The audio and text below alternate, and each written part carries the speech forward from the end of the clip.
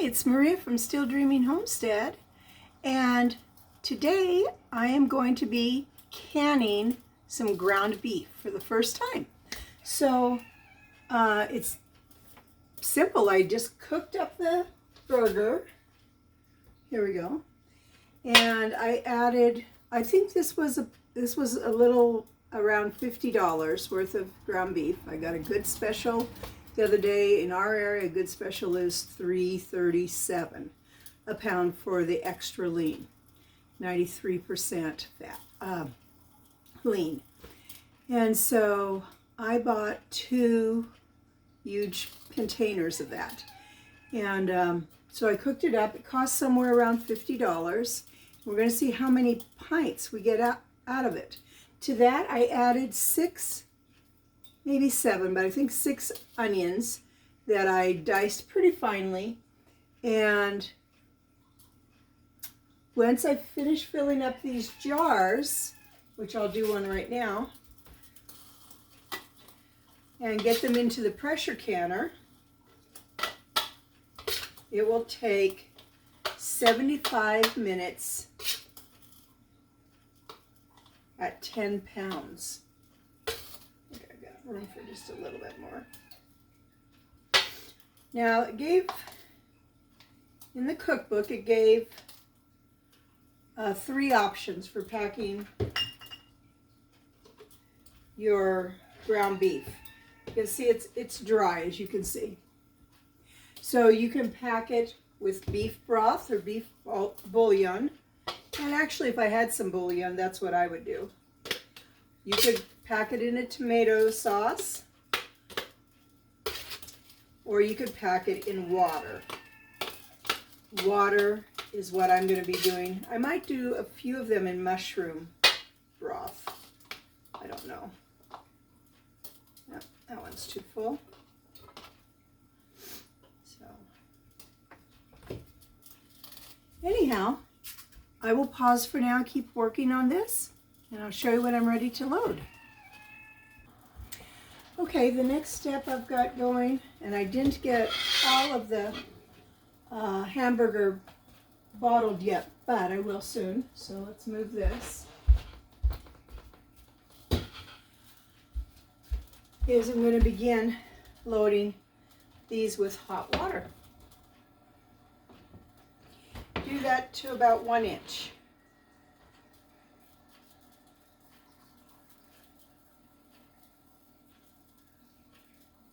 Go.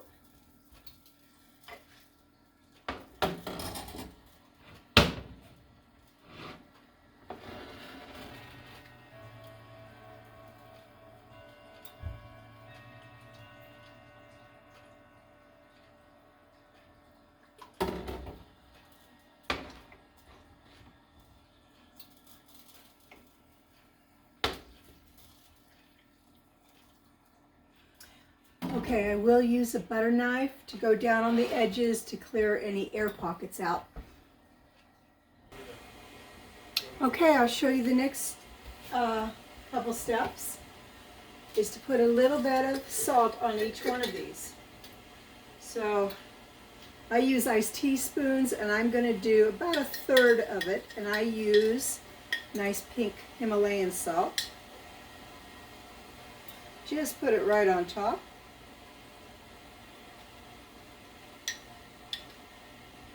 That's less.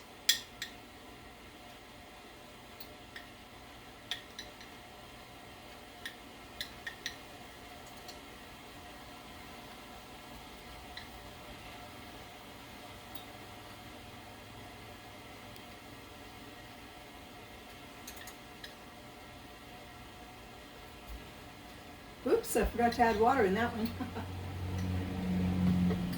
Better do that first.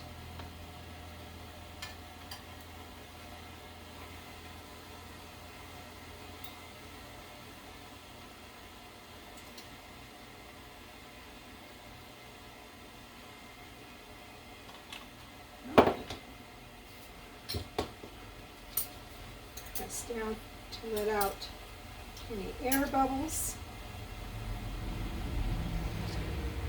And I can see I need just a touch more.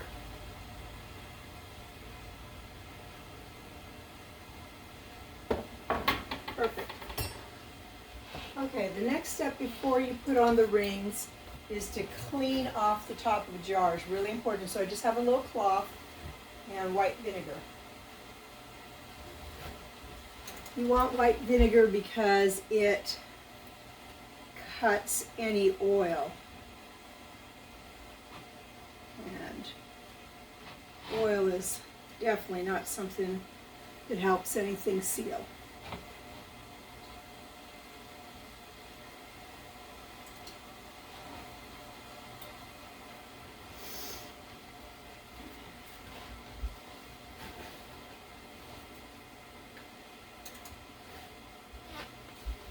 Okay, I'll show you the next step in a minute.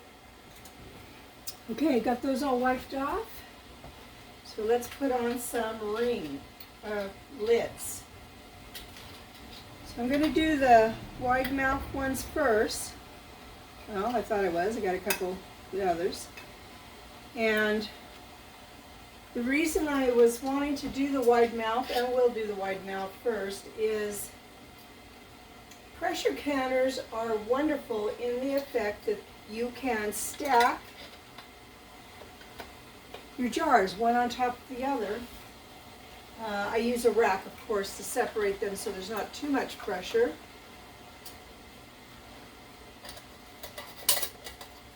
And so I like the nice wide mouth ones on the bottom. Let's get a couple of these in.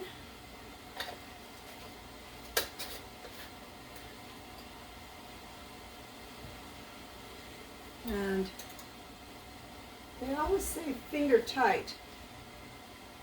I do mine pretty tight because I guess I'm just not that strong. Okay, we'll see how many will fit in. Okay, I have 8 wide mouth pint jars, putting on the lid on top. That's just to help keep it all even. And begin putting these ones on. Oh, that one looks a little too high. Let's see. I think I have to try it without it this time. Well, that's okay. I have done it without the lid before and it worked out fine.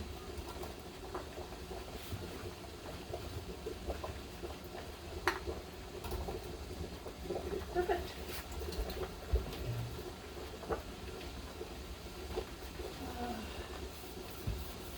A little dusty. Got something spilt on it. That won't be going inside anyhow, so. So that's what the lid looks like. And I'm going to be going up to 10 pounds pressure for 75 minutes.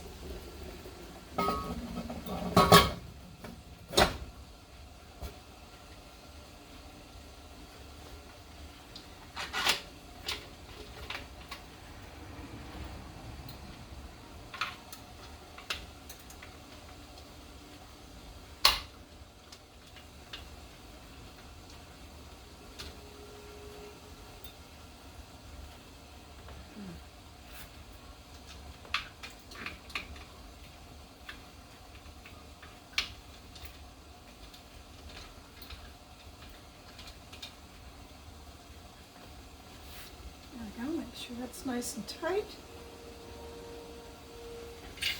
Put this up so it can vent for about 10 minutes. And turn up the heat.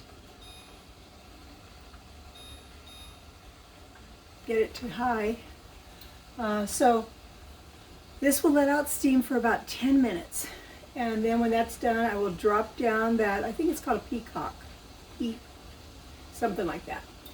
And once the pressure then builds up to 10, I can begin processing it. I am going to look in my older Presto canner that would do 15 pounds and see if that makes much difference in anything. So I've got 16 jars so far, another one ready to go in, and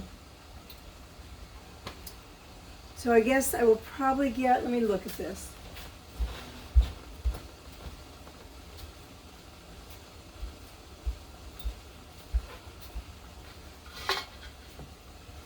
There's some more. And maybe I'll do that, part of that into an enchilada thing. Part I will just put in the freezer because I don't have time to run 2 loads today. So I just wanted to show you this. So I will get about 18 jars out of almost $50. So that is, what, $2.50 a meal for just the meat. But meat's really expensive, and this will be nice, and it will not take up freezer space. It'll be shelf ready. So I just want to pray blessings on you and yours, in your house, out of your house, in the day and the night. Whatever you do, keep dreaming.